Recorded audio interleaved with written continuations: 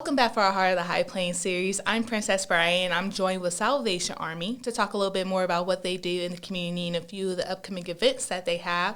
So first, can you guys just tell me about Salvation Army? How long have you guys been here in the community? So we've been here in Amarillo for 3 years, but my husband and I, we've been doing this work for the Salvation Army for 26 years. Okay. And tell me a little bit about what you guys do and how you guys help the community with your work. Well, in the Salvation Army, we're called Corps officers. What that means is we're the administrators and the pastors of the local Salvation Army work here in our counties. So we kind of oversee everything, everything that we do, social services, disaster services, ministries, what goes on in the community. That's our job.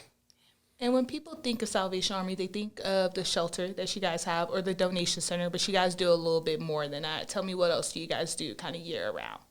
We do quite a bit all year round. Actually, you're right about that. Our shelter and our social service building is the big building everybody sees downtown. And then our worship center is over on Van Buren, close to the college, and that's part of our responsibilities. And then everything else we do, the family thrift store where people would make donations and shop and volunteer. We have a food pantry downtown that we operate once a week. Within our shelter, we can house single men, single women, and we can house families. And we do have all of those demographics in the shelter at any given time. So it's quite busy there every day. Yeah. But within the shelter, we also serve meals to those that are in the shelter. So we serve a dinner and a breakfast every day in that building. And social services, not just shelter, but assistance with things like food, utilities, things like that when we have funds to be able to do that. Yeah. And you guys also do deployments. You just came back from Kerrville, so tell me a little bit about that. So I was sent as part of a team. It's called Emotional and Spiritual Care. We just provide just some support for first responders and the search and recovery teams that were going out, as well as victims, just giving them a space to be able to just talk, kind of unload some of the burdens of the things that they're seeing. I will say that seeing it firsthand, I mean, it was very overwhelming, the amount of area that was devastated, but it was really the loss of life that I think has stricken that community the most, and the people that were even visiting that community. That shouldn't be taken lightly at all. I mean, that community's hurting, and they're going to need support for quite a long time, not just the physical things that can be replaced, but just the emotional loss of losing those loved ones will be hurting.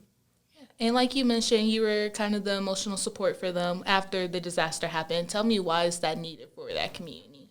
So I think that just having a space to be able to share the things that you're seeing firsthand, or even just being able to kind of to unload your burdens of what you're experiencing. It's quite traumatic for the victims that are going through that, and also for the first responders and the search and recovery units, for the people that are what they're having to see and experience. Even just viewing the devastation, the physical destruction can be overwhelming. And I think just having a person that you can kind of share that with, that you can feel safe with and comfortable sharing that, even just offering prayer, words of comfort, just allowing them to know that they're not having to walk through that space alone, that there's somebody there with them that's there to support them in whatever parts that they need, whether it's with physical needs, with food, water, supplies, but also with that emotional part as well. And backing up to the shelters that you guys offer, tell me, with the colder weather and everything approaching, how do you guys kind of prepare for that, for the influx you may see? Oh, obviously, we'll see more people when it's colder, so we make things a little bit easier as far as the number of days people are there, or sometimes it depends on when the last time they used the shelter. So we kind of open it up. The lower temperatures get, obviously, the more we make it available and welcome to people. But we also try to care for those that don't stay with us in the shelter. So things like blankets and sleeping bags we give out constantly during the winter months, as well as gloves and hats and scarves, anything to try to keep people warm, keep people safe. But our first goal during the winter is if we know they're homeless or without shelter, if we don't shelter them, we try to make sure they get into a shelter somewhere. And the great thing about Amarillo and Canyon is the communities work together. So all the shelters during cold weather, that's our goal, is to try to make sure somebody gets in out of that cold weather. And it's getting close. We start seeing those colder temperatures usually in October. And we stand ready, and we do that with the support of the community. And have you guys seen an influx over the years of people coming to the shelter and needing that extra support? Yeah, during the cold, and sometimes during these hot months too. People don't really, look at that often. Yeah. But what we found over the years, after 26 years of doing this, you don't always think ahead when it's warm or when it's hot as much as you do when it's cold. But it can be just as dangerous when it's hot. So even during these summer months, we've had things available constantly, like water, getting people in to get cooled off during the heat. And even at night, if you don't have anywhere to go, it's just as miserable when it's hot as it is when it's cold. So it's just something we do all year round. That shelter is open 365 days a year. And talk about that, you guys being Corps officers for over 2 decades. Tell me, what have you guys been able to experience? How have you guys seen kind of Salvation Army be that help for the community? I think that the interesting thing that we've been able to see is that all the communities that we've been able to be a part of, because we move around, kind of like the military, that's the Army part. But the communities, they want to take care of the people in their community. They want to help. They want to try to get people back on their feet. They want to see them succeed. They want to see them become functioning members of society, and they're willing to come alongside them and do that. So I think being able to be a part of communities has given us the opportunity to see that. Everyone we've been a part of, there's been people there that's been willing to come out and help people try to get back on their feet. And sorry. Did you? No, I was going to say what I usually share with people. Every community is different. But what we've found over these many years is the compassion is not different. Yeah. And as long as the Salvation Army has the support of the community, we stand ready to help as many people as we can when needed. So it's just a blessing to see communities step up and show compassion and reach out to help people through organizations like the Salvation Army and many others. And I think everybody knows holidays is coming around when they see you guys with your bells outside from the stores. So tell me about that event. When is it starting for you guys and kicking up? Okay, so the Red Kettles, I'm the bell ringing guy, and she's the angel tree person, the lady. So, but Red Kettles, neat story. The story of Red Kettles, it's an American program. It started in America, and what that means for the Salvation Army, we're in 133 countries around the world, and for 160 years this year, but we've been in Amarillo since 1904. So we've been ringing bells for quite a while, and it did start in America, and it's a tradition. It's become part of Christmas, actually. The song "Silver Bells" was written about the Salvation Army bells in New York City, and there's just so many different stories. There's so many different people, everybody from politicians to celebrities to people. They just step in and help push that campaign every year, and rightly so. It is the time when we're seen the most. People see us out there. But it's also one of our bigger public fundraisers during the year, and people get to see us out. They get to hear the stories, and they get to understand what it is the Salvation Army does all year round. And I tell people, when you put something in one of those kettles, that very well may be something that enables us to help somebody in, say, June or July of that year. So it's an important time for us, and it's a fun time. I tell people, Red Kettles, you have a blast when you do that for us if you volunteer. And it's something that anybody can do. Families like to go out together and ring bells. Civic clubs, Sunday school classes, even staff, different businesses will have their staff out ringing bells. And 26 years later, I've never really had anybody tell me they didn't enjoy it. Once they get out there and do it. Everybody's a little nervous. Everybody's not sure what to think about it. But once they've got out there and done it, because you get to meet people, but you also get to see a lot of people you know. And obviously it helps the Salvation Army. It's a fundraiser for us, and it's a time to be out in the public eye. but it's also a blessing for those that volunteer to do it, because people see their other community members out there. They see their other businesses out there supporting this, and organizations.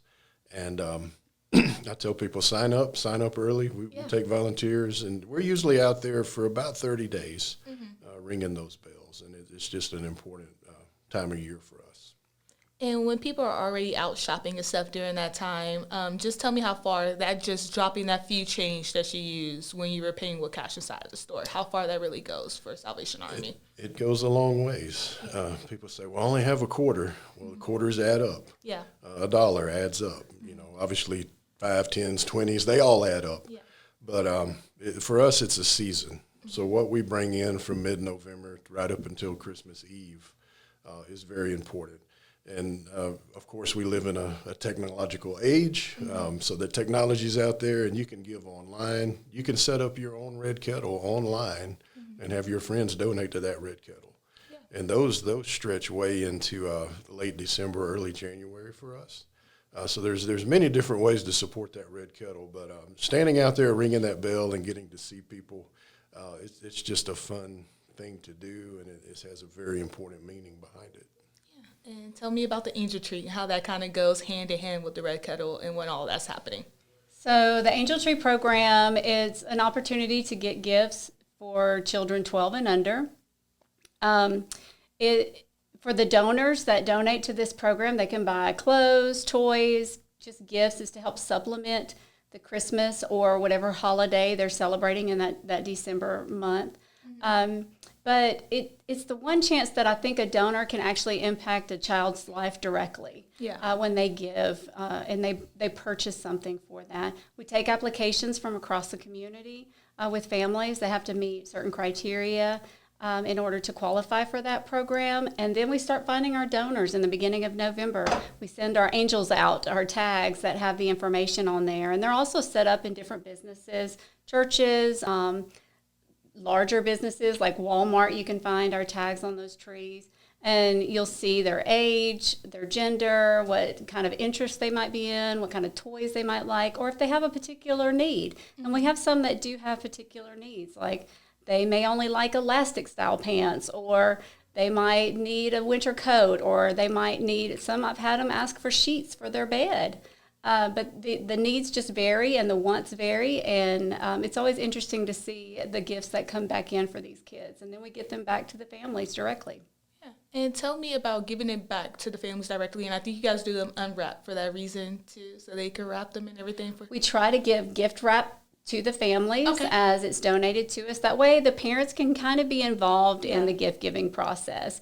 We do ask that the gifts come back to us unwrapped, and that way the parents can see what the children are getting, and that they have an opportunity to wrap the gifts and give the gifts to the children themselves, and just be a part of that process. That's what we want the families to be able to do.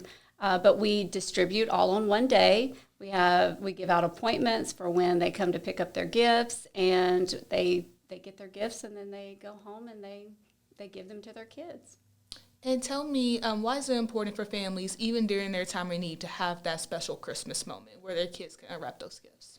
I mean, I've had parents that have told me that just these little acts of toys has brought hope back into their kids' lives.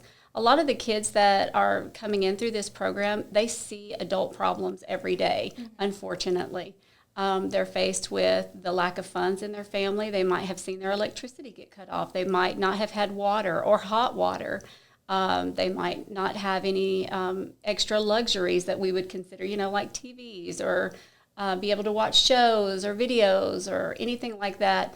And so just to get something special at Christmas, they get to feel like a kid again. And they get to just have a sense of joy and wonderment and be a part of that season. And that can bring hope back into these kids' lives. And it is a busy season for you guys when that approaches. Tell me about volunteers and how people can help with you guys. We couldn't do any of this without volunteers. I mean, they are our number one ally in all of this. And so I know at least for the Angel Tree program and the Red Kettle program and anything else that we do down in our regular programs, we couldn't do any of this without our volunteers. They're so vital to helping us fill in the gap of where we aren't able to hire people and and do that. And it's really an important thing for us, but it's also a blessing for those that volunteer. People volunteer for many different reasons, but I think the act of giving back in that way and seeing programs like these that are making a difference, it can be as big a blessing to those that are volunteering as it is to those that are receiving the Angel Tree items or receiving assistance through the Red Kettles. So I just encourage people, if you're looking for something unique, if you're looking for something fun and something that is truly rewarding, both of our programs as far as Angel Tree and Kettles and throughout the year. Like I said, we're feeding dinner every night of the year, 365 days a year. We do a Thanksgiving meal, and we have a lot of volunteers that show up for that, and that's a great day to come out and volunteer. But we serve dinner Friday after Thanksgiving. Yeah. And that's still just as important as the Wednesday before Thanksgiving. So volunteer opportunities are there throughout the year, and it's just as rewarding for those as it is for those that receive. Yeah, and I think you touched on an interesting point. People may see all these programs going on, and they're like, well, I don't have the means to donate, but I can volunteer my time as well. Tell me, what does that really do for you guys and how that's just as important? Well, time is valuable, and financial contributions, that helps us keep the doors open, the lights on. But the time that people give is just as valuable because it's hands putting things into motion. Yeah. It's manpower. It's all of those things that help these things happen. We couldn't sort through gifts for 300 families by ourselves and get it to them. So we want to make sure that we have the people in place that help us do that. And we have volunteers that volunteer throughout the year. We have some folks that come in every week to help with food pantry. We have folks every day at our thrift store just helping receive those donations, get those donations sorted, get them out in the store so people can buy those donations and support the thrift store and the social service programs. But through our thrift store, people get vouchers from us as well to get the clothing that they need, maybe for a job interview. Unfortunately, we have a lot of people that will ask us for clothing because they have to go to a funeral and they don't have anything to wear. Yeah. So all of those little things, it adds up, and those volunteer hours behind that is what makes all of those possible. And tell me about donations with those programs, the Red Kettle and the Angel Tree, and also beyond that people can do throughout the year for you guys. Yeah, obviously Christmas is a big time, and those donations are always needed, and we solicit those donations, and we so much appreciate it. But throughout the year, we have a lot of private donors that help us do what we do every day, and those are so important. So giving donations throughout the year, whether it be financial or what we call in kind, and those are those clothing donations. Those are the food donations that help keep our food pantry open. And those food donations are crucial right now. It's no secret that food is hard to come by right now in our community. So donations like that are just invaluable. For our shelter program, people donate hygiene products throughout the year because if someone comes into our shelter and they don't have anything, and a lot of them don't have anything, when you can give them a bar of soap and some shampoo and a toothbrush and a razor and all of those things that we use every day and don't think about, it can make all the difference for somebody. So that type of donation and just many other donations throughout the year. Yeah. And tell me, how can people reach out to you guys? They're watching this. They may need that helping hand during this time. How can they get in contact?